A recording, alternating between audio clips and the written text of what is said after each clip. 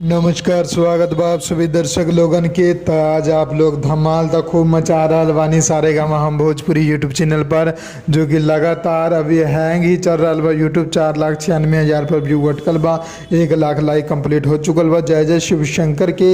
लेकिन ये वीडियो में हमने आप लोगन के बताए वाला बानी खेसारी लाल यादव जी के एगो और बोलबम वीडियो गाना के बारे में, जो ना के पोस्टर कल रात के ही आगे रहे। नाम बा दुल्हा दे दिहले ड्राइवरवा। जी हाँ, दुल्हा दे दिहले ड्राइवरवा, जो कि PRA फिल्म्स यूट्यूब चैनल पर आप लोगन के सुने की मिली।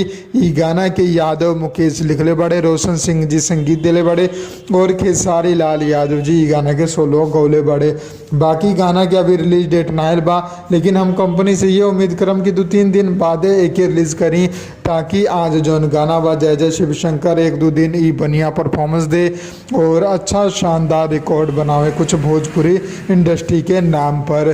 तो आप लोगन के का नाम बा कमेंट में ज़रूर बताई। बाकी ई गाना के जैसे ही रिलीज डेट रिलीज टाइम आ जाइए आप लोगन के बता देम, हम अलग से वीडियो बना के चाहे कोनो वीडियो बनाएम तो वह वीडियो में ज्वाइन करके आप लोगन के बता देम। बस आप लोग चैनल के सब्सक्राइब करके हमनी के साथ बने रही और बेल आइकन जरूर दबा दें, ताकि सारा अपडेट आप लोगन के मिलते रहे। मिलम अगला वीडियो में। जय भोजपुरी, प्रणाम।